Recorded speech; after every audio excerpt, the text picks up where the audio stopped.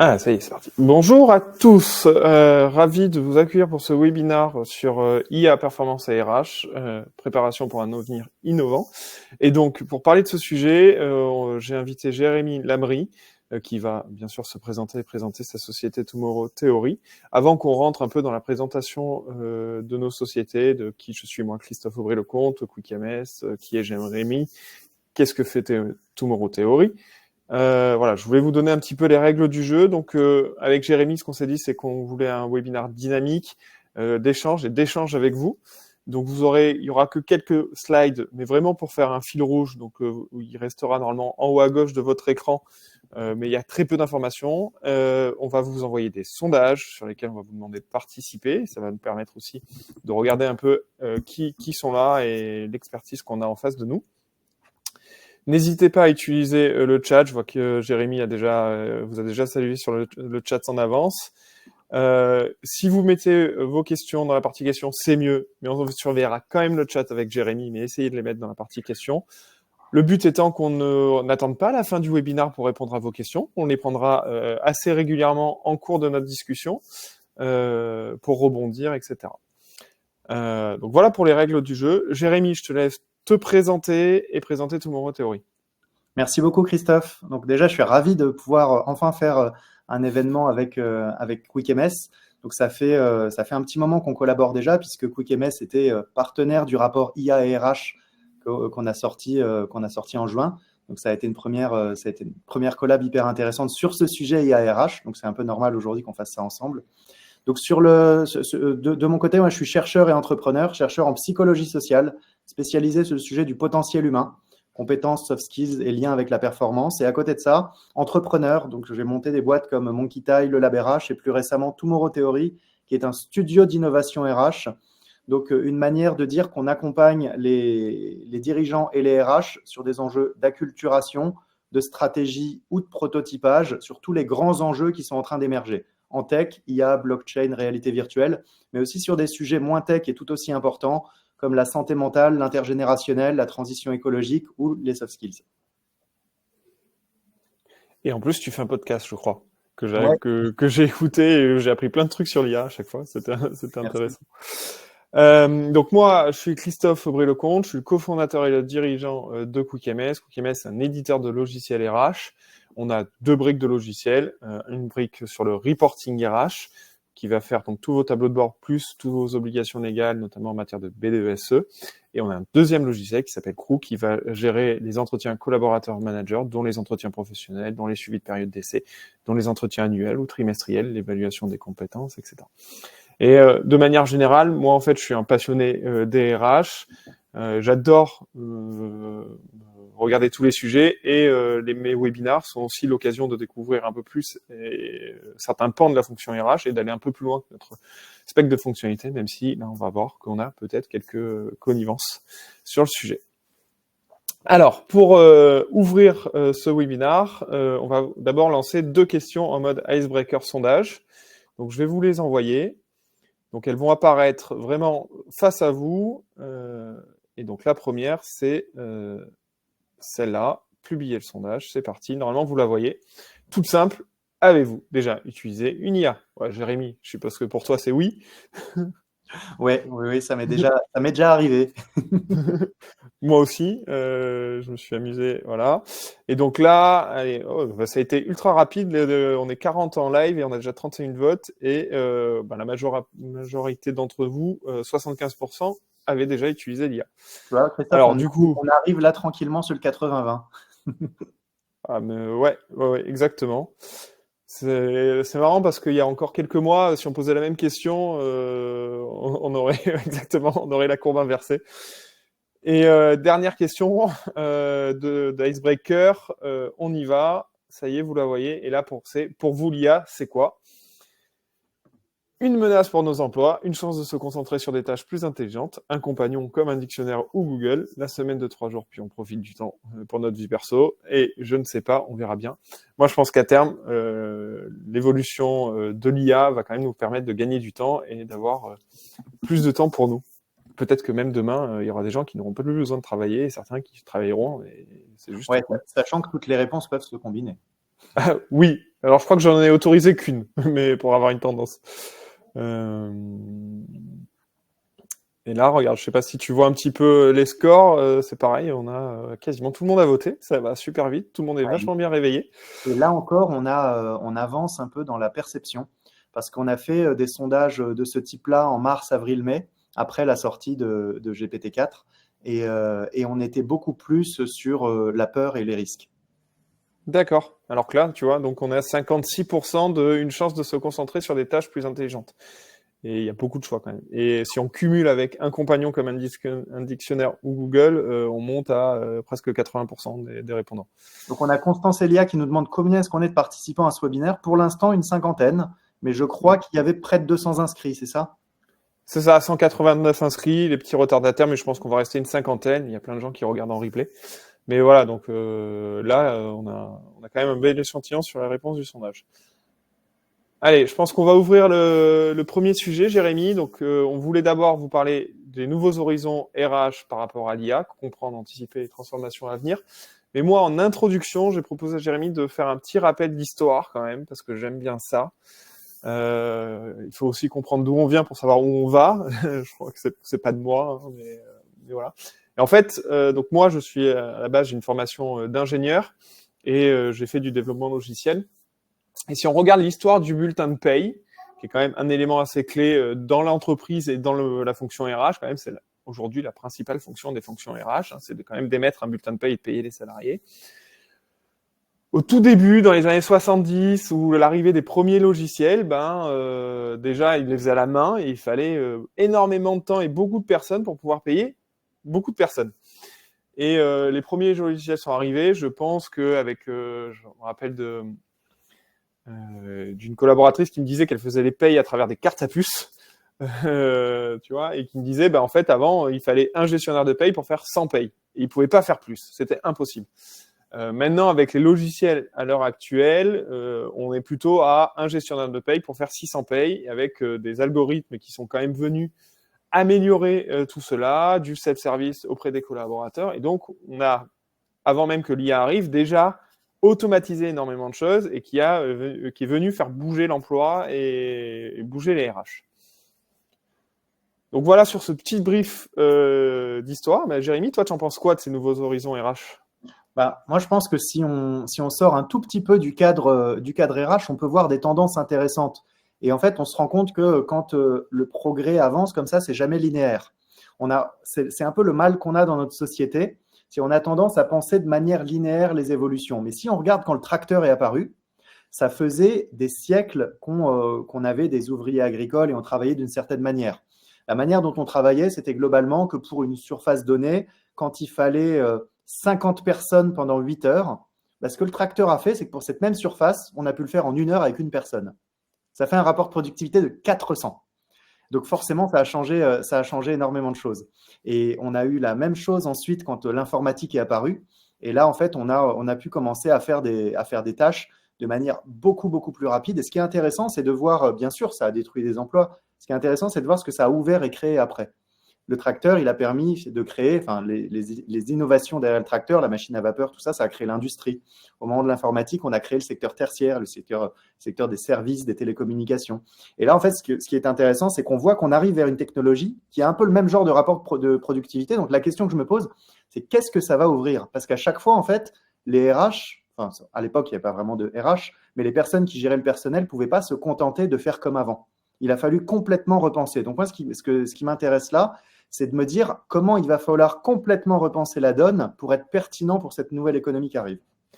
Tu as raison, et en plus, en t'écoutant, en fait, l'industrialisation de la société a permis quoi ? La création des congés payés. Avant, on n'en avait pas. Oui. Avant, les gens travaillaient toute l'année en fonction des saisons, etc. Donc, il y a des évolutions bénéfiques pour les travailleurs et les collaborateurs qui sont arrivés de ça. Moi, je suis un peu aligné. Moi, je suis convaincu, quand j'ai mis dans le sondage la semaine de 3 jours, je pense qu'effectivement, ça va amener potentiellement ça dans beaucoup de métiers, où on va aller chercher des expertises et on va gagner du temps et on va peut-être pouvoir plus passer. Mais en tout cas, ce qui est certain aujourd'hui, c'est que c'est pas pour maintenant, tout de suite. Comme tu le dis, on sent une courbe d'adaptation et de mise en place qui va être très longue.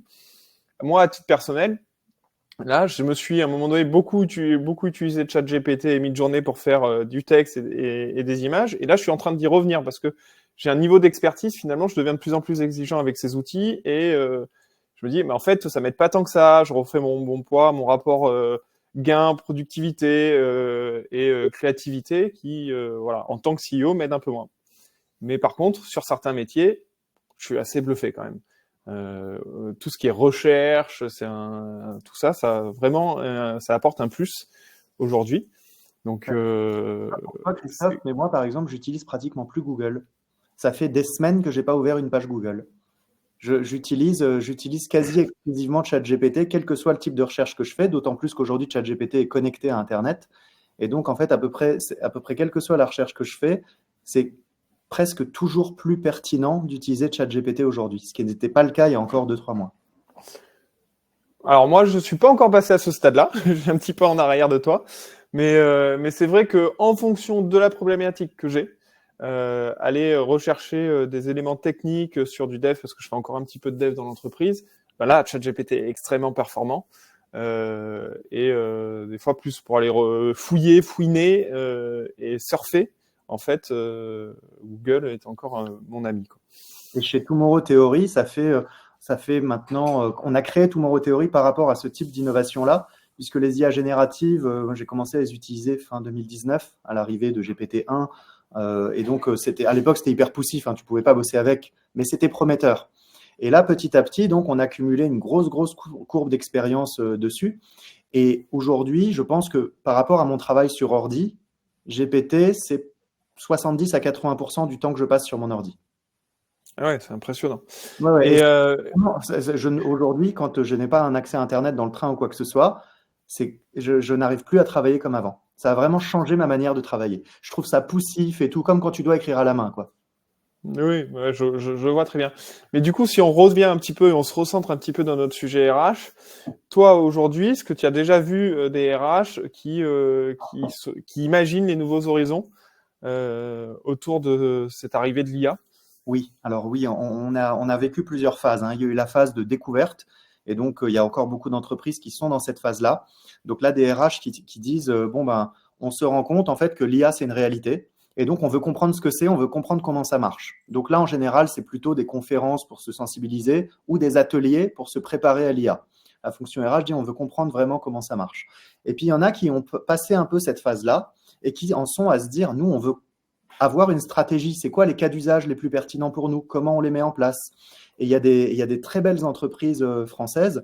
Je pense par exemple au groupe Adecco qui a pris le sujet assez tôt en stratégie et qui s'intéresse vraiment à comment en fait l'IA peut être utilisée de manière à la fois productive et à la fois responsable demain, aussi bien auprès des clients qu'en interne. Donc il y a des entreprises qui sont vraiment en train de prendre le cap sous le levier RH, mais et ça c'est un gros mais, dans la quasi-totalité des entreprises que je croise, aujourd'hui c'est l'IT qui dicte le ton et pas les RH. Ah ben oui, surtout dans les grands groupes en général. Mais c'est pas que lié à l'IA, hein. De manière générale, tout ce qui est software sont générés par l'informatique. Et là, c'est vraiment Alors, problématique, hein, vu le gain de productivité, la différence que ça crée, le fait que ce soit pris par l'IT, ça peut être un vrai problème en matière de développement et de gestion des compétences demain, puisque l'IA vient remplacer certaines tâches, et si les RH ne sont pas là pour dire, OK, voilà ce que ça remplace, voilà ce qu'on met à la place, on risque d'avoir un peu du n'importe quoi. alors, tu es en train de faire le teasing pour notre dernière section. On va revenir sur ce sujet-là. Il y a Juliette qui avait posé une question dans la section. Je vous ai répondu directement par écrit. Je te propose qu'on passe sur le sujet où on va aller un peu plus dans les Oui. outils. Si ça te va, je prends juste quelques secondes pour Juliette, parce que si le terme IA générative, Juliette, vous parle pas encore, il est important à différencier des IA classiques. Déjà, l'intelligence artificielle, on peut poser une définition, hein, c'est une technologie qui vise à simuler la manière d'apprendre, de réfléchir et d'interagir des êtres humains. Donc, grâce à tout un tas d'algorithmes informatiques. Et quand on parle d'IA générative, là, on va plus parler de la capacité de l'humain à créer des choses, donc à créer des livrables, comme des textes, des images, des audios. Donc l'IA générative, elle n'est pas seulement là pour analyser, processer, apprendre, elle est là pour créer des livrables qui pourraient ressembler à ce que ferait l'être humain. Merci pour cette petite définition.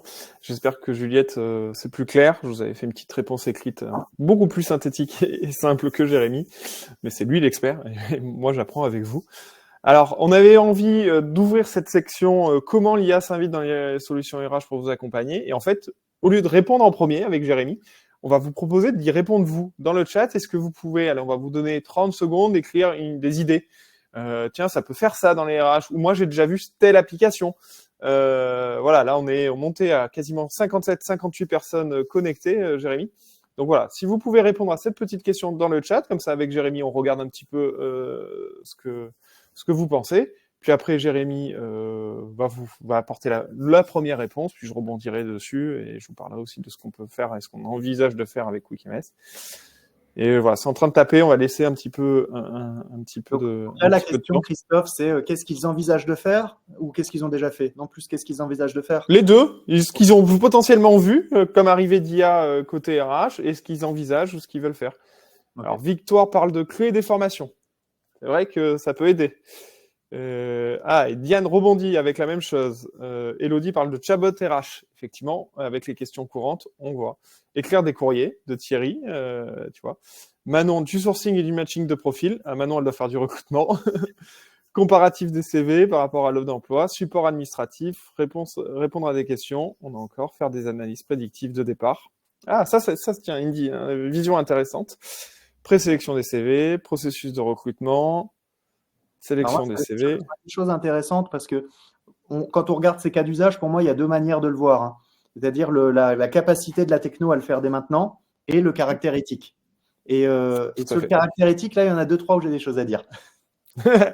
Allez, je te propose que tu nous commandes tout ça. Ok. Alors, sur la partie, déjà créer des contenus de formation et créer des programmes de formation. Clairement, oui, ça c'est un peu pour lui, c'est facile pour GPT. Et de plus en plus, il évite de dire trop de bêtises. Donc, à partir du moment où vous ne faites pas aveuglément confiance et que vous êtes capable d'avoir un humain qui comprend le contenu et qui est capable de le valider, ça a vraiment beaucoup de sens. Il ne faut pas simplement demander. Après, il y a des manières, vous l'avez peut-être compris, pour demander des choses à l'IA. C'est ce qu'on appelle le prompting. Comment est-ce qu'on formule nos demandes à l'IA? Et dans ces demandes-là, en fait, notamment pour des contenus de formation, il faut être extrêmement précis sur le contexte. C'est-à-dire quel type de contenu, quel type de niveau on recherche, pour quel type de personnes, dans quel type d'industrie. Sinon, en fait, il va vous générer des choses tellement génériques que ce ne sera pas forcément génial. Et pareil pour les programmes de formation, donnez toutes vos contraintes. Et surtout, ce qui est important dans une formation interne, c'est la spécificité de votre entreprise que l'IA ne connaîtra et ne pourra jamais connaître. Des petites méthodes qui sont les trucs et astuces de l'entreprise, je pense. Il ne faut pas oublier que c'est ça la grande valeur ajoutée de vos formations. Si on parle d'une formation sur le management, il y a des pratiques internes de l'entreprise que l'IA ne connaîtra jamais, quoi. Donc là, on arrive après sur le chatbot RH. Et alors, le chatbot RH, c'est très facile aujourd'hui pour les IA génératives de pouvoir créer des chatbots RH. La semaine dernière, avec Gaspard, mon associé technique, on a créé un chatbot en, je ne sais plus combien, on s'est chronométré 2 minutes 40, un truc comme ça. Et le chatbot était vraiment, vraiment bien, sans coder une seule ligne. Ça, c'est ce qui est possible aujourd'hui sur ChatGPT+, donc celui avec abonnement. Vous pouvez maintenant paramétrer des chatbots vous-même juste avec du texte.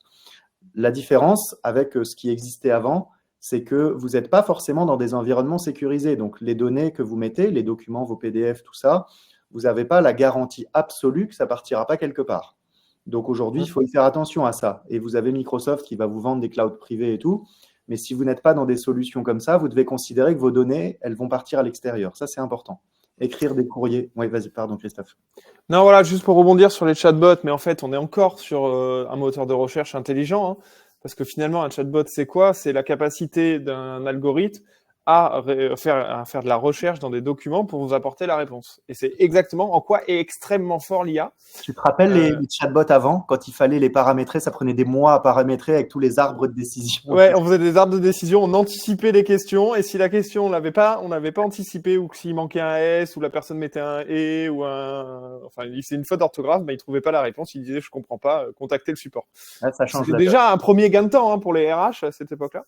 Mais c'était poussif. Hein. Moi, les RH qui mettaient en place des chatbots disaient, alors je suis content qu'il soit fini, mais on a beaucoup souffert à le mettre en place. Là, Oui, maintenant, voilà. c'est fini. Il n'y a plus de pénibilité à mettre en place un chatbot. Voilà. Par contre, le risque, il faut que vous pouvez pas, enfin, décemment, en fonction du sujet que vous utilisez, utiliser ChatGPT, mais il y a certainement des acteurs sur la place qui peuvent vous faire votre chatbot privé basé sur l'intelligence artificielle. Vous leur posez les documents et il va trouver les questions.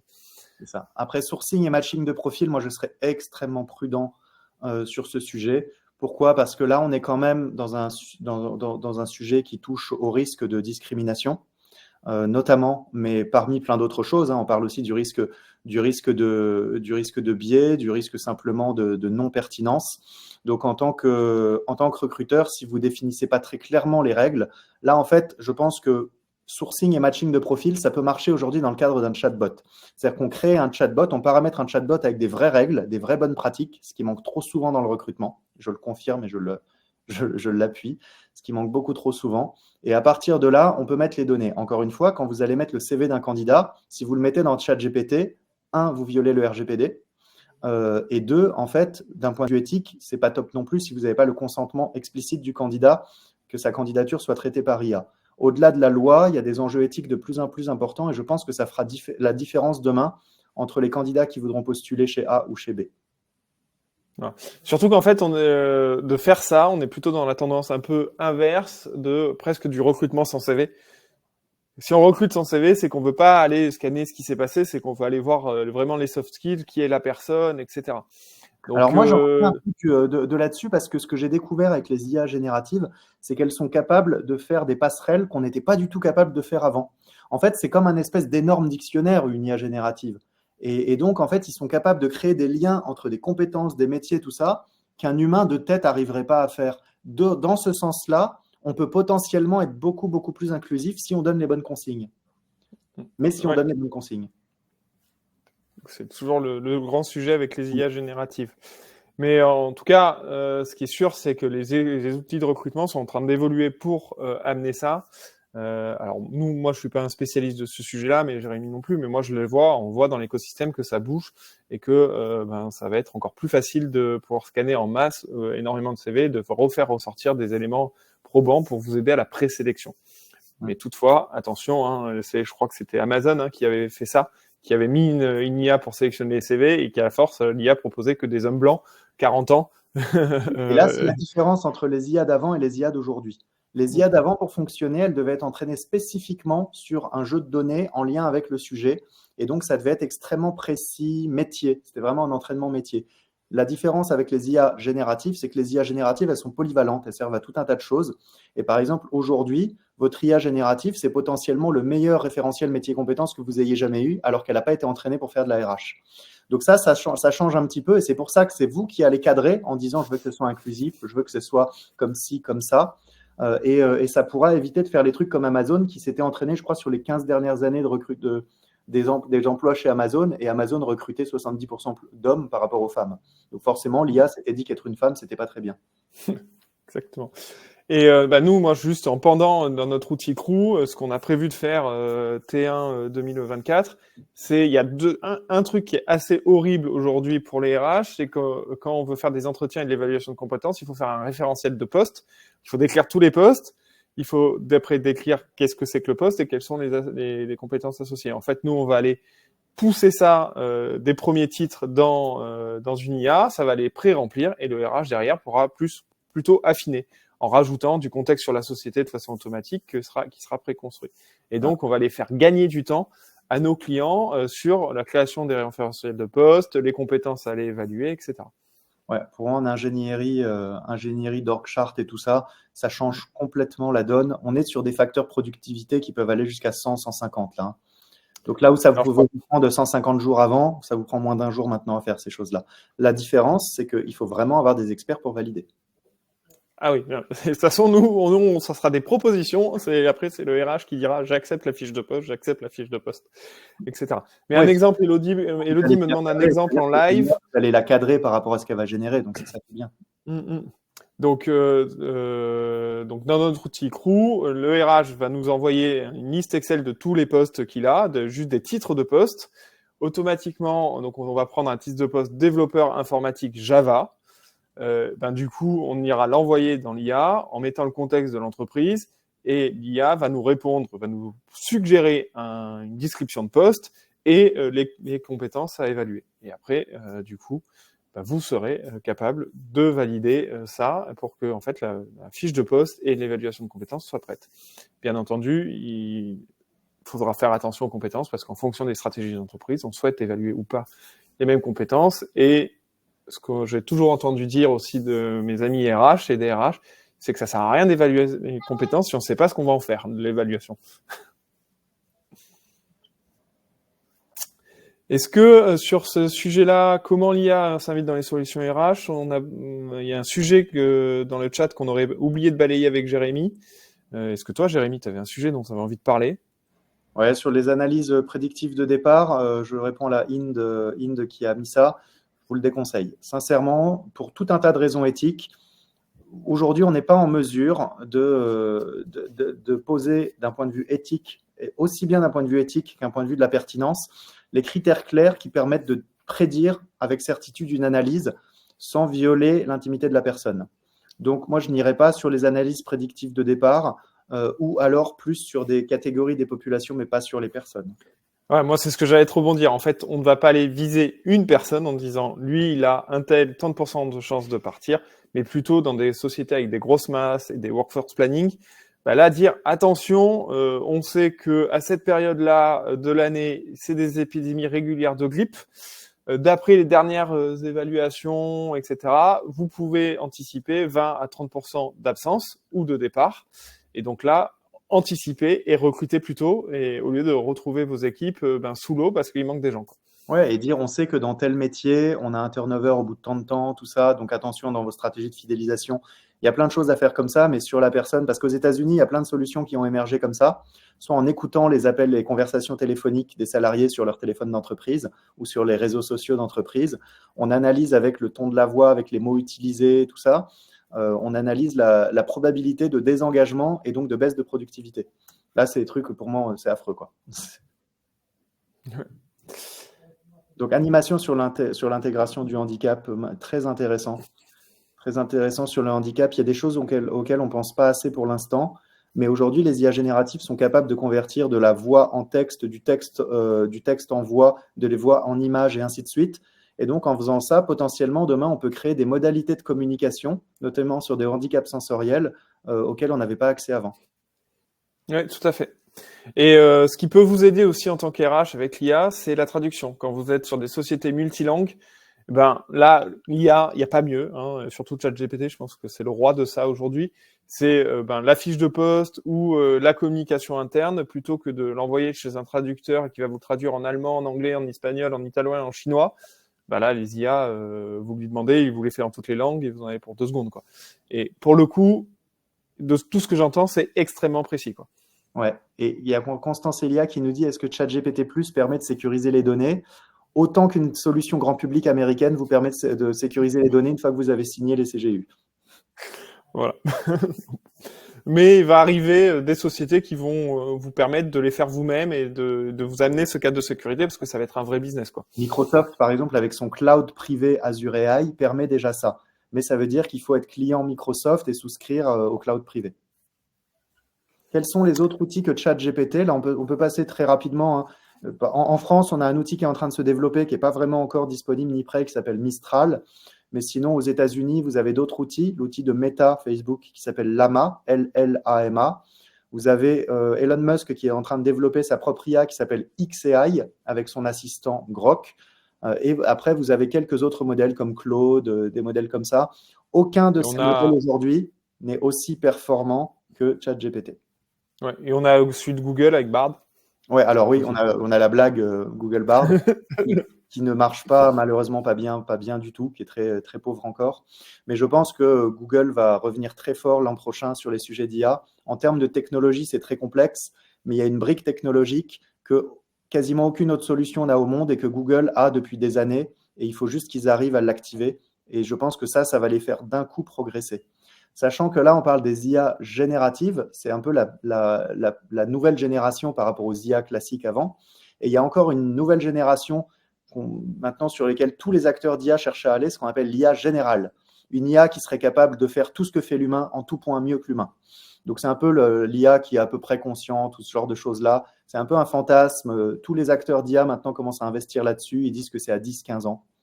Comment s'appelle cette brique Google ou en quoi consiste-t-elle? Non, Constance et l'IA, alors on ne va pas rentrer dedans, pour le coup c'est trop complexe.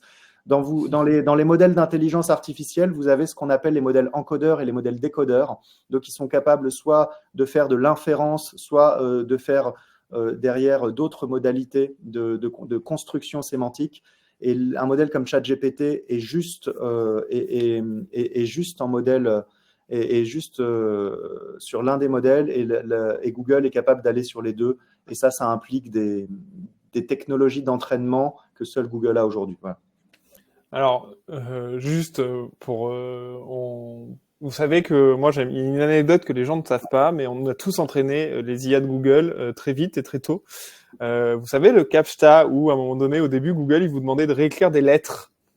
Ben, ça, derrière, on a appris à l'IA de Google d'être capable de lire des lettres. Et après, là, ils sont passés en CAPTCHA avec il faut retrouver le vélo, il faut retrouver le passage piéton, etc. On est toujours en train d'entraîner les IA de Google. Il faut le savoir. Alors, je te propose de faire le petit break sondage parce qu'on a donné plein d'éléments. Et après, on avait une petite question de Victoire. Je l'ai raté. Des recommandations pour apprendre à prompter. Et là, je vous donne, je pense, le meilleur conseil que je pourrais vous donner de la journée. Demandez à ChatGPT les bonnes pratiques pour prompter. Aujourd'hui, à peu près la moitié de mon temps d'utilisation de ChatGPT, c'est pour des tutos. Ok. Allez, on passe à la part. Je vous réouvre des sondages. Donc pour des questions, on va commencer. Allez, on va commencer avec celle-là. Puis ça va vous donner un ordre d'idée de quel est le sujet qu'on va aborder après. Avez-vous mis des programmes de formation à l'IA dans votre entreprise ou avez-vous mis en place des programmes de formation à l'IA dans votre entreprise? Alors, toi, je suppose que Jérémy, tu formes tout le monde à l'IA? Oui, obligatoirement. C'est comme savoir utiliser la suite Office. C'est ça. Alors, nous, on n'en est pas encore là. Hein. Moi, je vais répondre non aujourd'hui. J'essaye de pousser les équipes à l'utiliser, mais il n'y a pas encore de programme de formation. Et donc là... Et pourquoi, Christophe, je fais ça chez nous? Parce que ce n'est pas juste un sujet de savoir l'utiliser, c'est de savoir l'utiliser sans en devenir, sans s'abrutir avec. Parce qu'en fait, les boîtes comme Microsoft, le marché nous pousse à utiliser l'IA de manière productive pour gagner du temps. Sauf que, en fait, quand on gagne du temps, potentiellement, on perd des compétences. Parce qu'on perd la manière dont on fait les choses, on se ramollit un peu.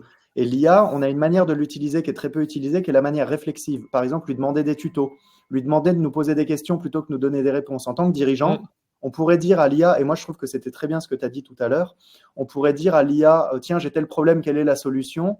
Et en vrai, il ne connaît pas tout notre contexte, donc ça va être un peu poussif. Mais on pourrait lui dire, j'ai tel problème, quelles questions il faut que je me pose pour trouver la solution par moi-même? Et là, on change complètement la manière d'utiliser l'IA. Et pour moi, une vraie formation IA, c'est à ça qu'elle sert. Faire comprendre aux gens qu'on peut l'utiliser pour autre chose que pour gagner du temps, notamment pour essayer d'être un peu plus intelligent. Puis aujourd'hui, vous formez bien, enfin, beaucoup de boîtes forment bien les gens sur Excel et sur Word. On va en reparler avec Jérémy, parce que c'est le sujet qui arrive après. Mais voilà. Et allez, dernière petite question, et après on rentre dans le cœur du sujet. Thierry nous dit ChatGPT et HS. Non, ChatGPT gratuit et HS. Ils veulent que vous payiez l'abonnement. Dernière question. D'ailleurs, on n'a pas commenté la question d'avant, mais on va y revenir du coup. Avez-vous mis en place des règles dans votre entreprise sur l'utilisation de l'IA? Plusieurs réponses possibles. Le non. Oui, c'est interdit. Oui, c'est officiellement autorisé. Le collaborateur assume le risque. Moi, j'ai fait ça chez moi. C'est-à-dire que l'IA, c'est comme une voiture. Hein. Si j'autorise bien mes collaborateurs à prendre des voitures pour aller voir les clients, et s'ils écrasent quelqu'un, c'est leur faute. S'ils produisent quelque chose avec de l'IA et qu'il y a des coquilles, c'est pas la faute de l'IA, c'est leur faute à eux. Et ils doivent assumer responsabilisation, etc. Donc moi, je soumets mon vote. Et toi, Jérémy, du coup, est-ce que tu as mis des règles en place en interne, cadrer un peu cela chez Tomorrow Theory? C'est comme toi, on n'a pas de règles écrites, c'est-à-dire que c'est tellement aujourd'hui entré dans la culture, puisqu'on les a prises dès le début, que c'est comme écrire quelque chose sur Word ou quoi que ce soit, tu es responsable du livrable de toute façon. Voilà. Alors si, pendant que vous êtes en train de répondre à ce sondage, mais même ça, vous êtes super rapide, on va garder tout le monde, tu vois, 44 votes en quelques secondes, Donc, sur la première question, avez-vous mis en place des programmes de formation à l'IA? On a 80% qui disent non aujourd'hui. 18% qui disent oui. Donc, on voit qu'on a quand même une avancée des entreprises, Jérémy, là-dessus. Je ne sais pas si tu avais ce genre de stats sur une 50 votes là. Ouais, malheureusement, le oui, moi, trop souvent, en fait, c'est des formations hyper pauvres. C'est comment gagner du temps grâce à ChatGPT. Et d'un point de vue RH, on traite 10% du sujet en faisant ça. D'accord. La plupart des formations que je vois sont malheureusement des formations de productivité. Et après, donc avez-vous mis en place des règles dans votre entreprise? Qu'est-ce qu'on a comme score? On a 70% qui disent absolument pas de règles. 22% qui sont comme nous, c'est officiellement autorisé, le collaborateur assume le risque. Et 7% qui disent c'est fortement recommandé. Et il y a une personne qui dit que dans sa boîte, c'est totalement interdit. Ça va arriver, hein. Il y a des boîtes qui vont totalement l'interdire. Je suis très, très surpris qu'il y ait qu'une personne. Oui, après, c'est un sujet, les gens sont venus au webinaire parce qu'ils sont intéressés par le sujet. Peut-être que les gens qui ne sont pas intéressés, ils viennent pas, donc ils on a un biais d'échantillonnage. Ça, c'est certain. ChatGPT aurait peut-être pu nous le dire.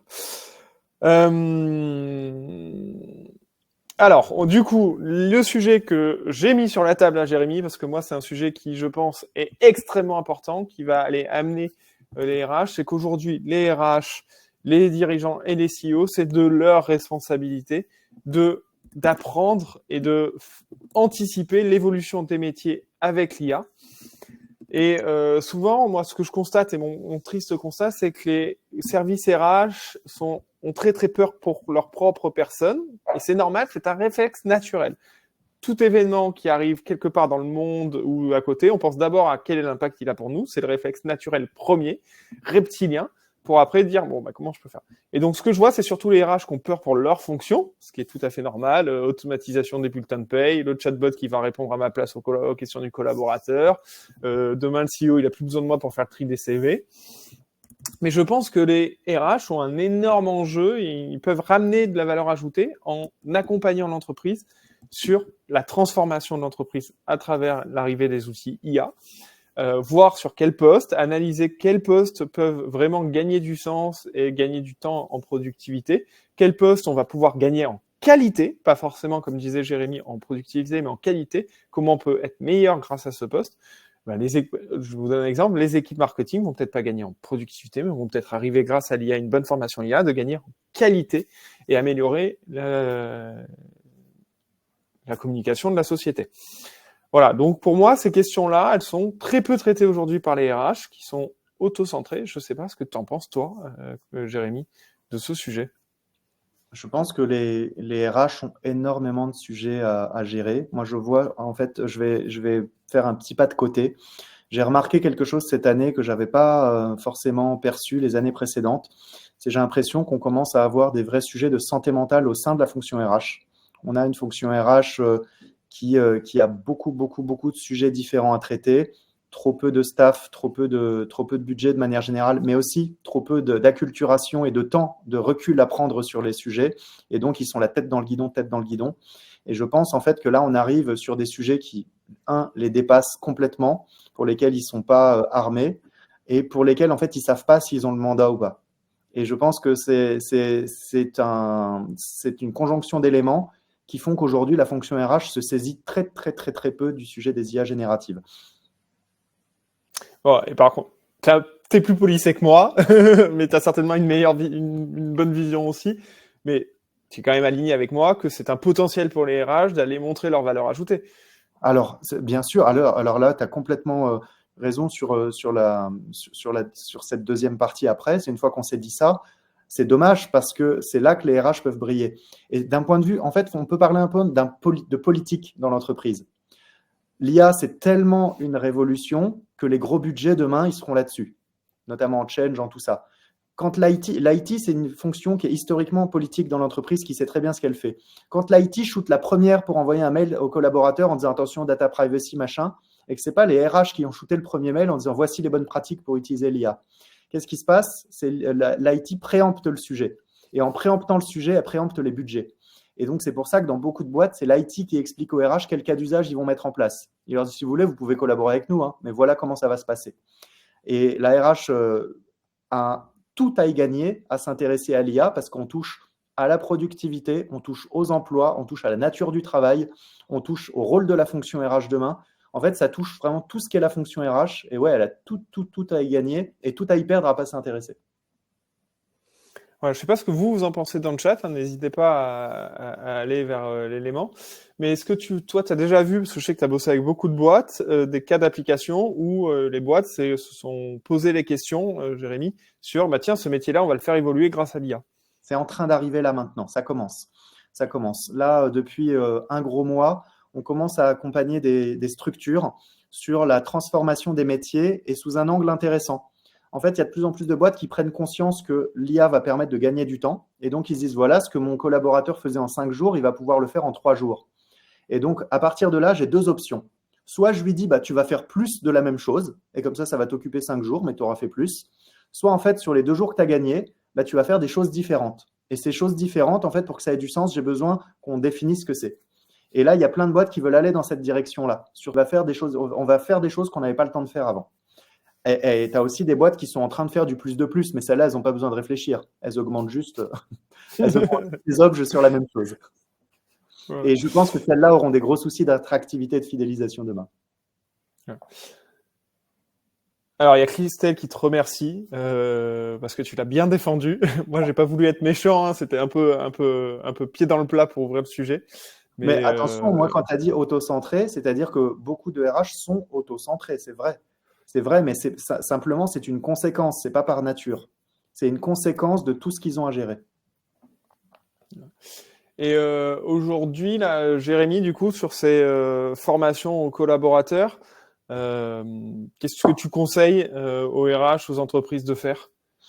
Premièrement, fonction RH, c'est comme dans un avion, hein, on met son masque à oxygène avant de mettre celui des autres. Si la fonction RH ne comprend pas l'IA, ne sait pas l'utiliser, vous aurez beaucoup de mal à faire du change dessus. Vous aurez beaucoup de mal à convaincre, vous aurez beaucoup de mal à prouver, à déployer. Donc là, l'IA, la fonction RH, pour moi, là, on n'est pas tellement dans la formation que dans le change management. C'est ça qui va être le plus important, gestion du changement. Donc déjà, les RH doivent faire le propre change sur le sujet. Pour ça, il faut arrêter de croire que c'est Segos qui va vous sauver. Donc, ce n'est pas une formation d'une demi-journée à l'IA qui va vous permettre demain d'utiliser l'IA. Ce qui vous fera utiliser l'IA, c'est d'utiliser l'IA. Commencez à l'utiliser pour tout ce que vous pouvez, des trucs pas critiques au départ. Et à chaque fois, un truc qu'on ne fait jamais assez, mais je pense que beaucoup de RH le comprennent côté humain, c'est demander du feedback. Et bien avec l'IA, ce que vous pouvez faire, c'est lui demander du feedback. Chaque fois que vous lui demandez quelque chose, demandez-lui comment vous auriez pu mieux le faire. Et vous allez voir que vous allez progresser à vitesse grand V. Première chose. Deuxième chose, créer des petits groupes de pratique, des groupes de partage de bonnes pratiques. Donc, que ce soit sur votre réseau social interne, que ce soit dans votre équipe, posez-vous 1 heure par semaine pour partager les trucs que vous avez trouvés. Tiens, j'ai trouvé tel outil ou telle manière de faire. En faisant ça, vous allez progresser 20 à 50 fois plus vite que si vous êtes tout seul dans votre coin en espérant que Segos vous forme. Moi, j'avais une idée que malheureusement, j'ai pas eu l'occasion de mettre en place en interne. C'était de créer des Olympiades de l'IA où on faisait des petits concours internes sur des trucs fun pour que les gens prennent l'habitude de l'utiliser. Sans parler boulot, forcément, mais voilà, exemple, faites la plus belle image avec une IA de type mid-journée qui représente l'entreprise. Et vous faites un concours interne et ceux qui ont envie vont jouer avec et ça peut permettre de commencer à acculturer doucement toutes vos équipes. Voilà, on arrive sur la fin des sujets qu'on avait envie d'aborder.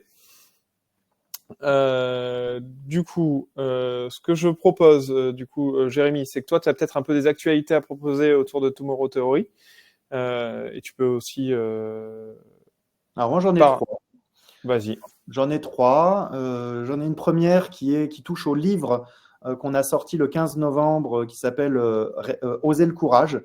Et je pense en fait que dans la période qu'on va vivre, il ne s'agira pas simplement de se former, il s'agira aussi d'oser prendre le lead, oser rendre inconfortable pour éviter d'avoir à subir des situations difficiles demain. Parce que c'est évident qu'avec le gain de productivité de l'IA, on va avoir des sujets à la fois sur l'emploi et à la fois sur la nature du travail, et que les RH qui n'auront pas préparé ça subiront ce que ça impliquera dans les années à venir. Donc là, il n'y a pas de catastrophisme ou quoi, juste il faut prendre le train. C'est aussi simple que ça. Donc le bouquin Oser le courage, il sert à ça. Deuxième chose, une annonce un peu plus sur Sur le fonctionnement de Tomorrow Theory, on a décidé de se faire certifier B Corp. Et donc, à partir de l'année prochaine, on passe le processus B Corp. Et ça touche vraiment à notre sujet de devenir un acteur responsable de la transformation. Pourquoi ? Parce qu'on pense qu'avec ce qu'on se dit sur l'IA, il y a un très gros sujet demain de décrochage de toute une partie de la population. Et je pense que le rôle des entreprises, ce n'est pas d'accompagner juste leurs collaborateurs, mais aussi ceux qui n'ont jamais vocation à travailler pour elles. Et plus on est gros, plus on a cette responsabilité. Donc là, je lance un peu une bouteille à la mer, mais si des personnes sont intéressées pour constituer un peu des collectifs, des groupes de réflexion sur à quoi ressemblera notamment notre société en 2040, si on a envie que ce soit bien, ça va être notre gros axe de travail l'an prochain. Moi, je veux bien participer si tu m'acceptes. C'est génial. Mais voilà, mais du coup, s'il y a des gens là qui veulent te contacter, il y a peut-être un contact à Tomorrow Theory ou ton email à toi. Enfin, je sais pas. Est-ce que tu veux leur permettre de laisser un élément pour qu'ils te contactent directement pour ça? Oui, LinkedIn, c'est le plus simple. Donc, je vous invite vraiment à me contacter sur LinkedIn. J'essaye de répondre autant que possible. Okay. Allez, tes actus, Christophe. Tu n'en avais pas une troisième? Ou je l'ai raté? T'as dit 3, non? Mais là, je l'ai plus en tête, donc on dira qu'elle viendra plus tard. D'accord. Bon, nous, c'est dans le petit slide que je vais agrandir là. On anime énormément de webinars sur différents sujets et de façon étendue. On essaye de vous amener des connaissances, des compétences, même si des fois ça hérisse un petit peu le poil. Donc le 30 novembre, je recevrai à la place de Jérémy Virgile Ringard pour parler revue de performance, revue de salaire juste et équitable. On parlera pas du tout d'IA. Le 12 décembre, on a un webinar qui ne sera pas animé par moi, mais qui va être un peu plus technique dans notre cœur de métier. Comment gérer et mettre en place des BDS multi-environnement, multi-établissement. Le 14 décembre, alors tu en as certainement entendu parler, Jérémy, je pense que tu as participé aussi quand les startups scale-up licorne réinventent les RH, donc le livre de Michel Barabel et je sais plus un bouquin génial, Pierre Monclos, un bouquin. Et Pierre Monclos, je recommande parce qu'il est vraiment plein de bonnes pratiques. Voilà, qui ont étudié plein de startups, plein de scale-up, dont QuickMS, et ils viennent nous en parler en live, et vous pourrez, comme avec Jérémy, leur poser plein de questions. Donc super intéressant, bouquin très très pratique. On fait en début d'année une énorme actualité sociale en webinar avec le cabinet Capstan, où là on va vraiment regarder toutes les grosses nouveautés du début d'année 2024. Voilà. Et derrière, le 25 janvier, c'est rituel de ce début d'année, l'index FAMOM, où on va vous parler un petit peu d'astuces pour essayer de mieux gérer votre note. J'ai la dernière actu, Christophe, que j'ai retrouvée. Ah, vas-y. 6 décembre, mercredi 6 décembre, je donnerai un webinar avec l'association À compétences égales, donc sur des sujets d'inclusion, sur comment développer les soft skills. Voilà, bah, du coup, on a un petit peu débordé, on voulait faire 45 minutes, on a fait 48 minutes. On vous remercie vraiment énormément. J'adorais ce webinaire parce qu'on a eu énormément de retours et d'animations.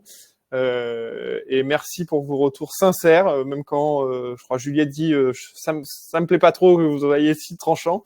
C'est pas grave, c'est aussi ça le principe de l'échange. Et donc merci beaucoup Juliette pour ce retour-là.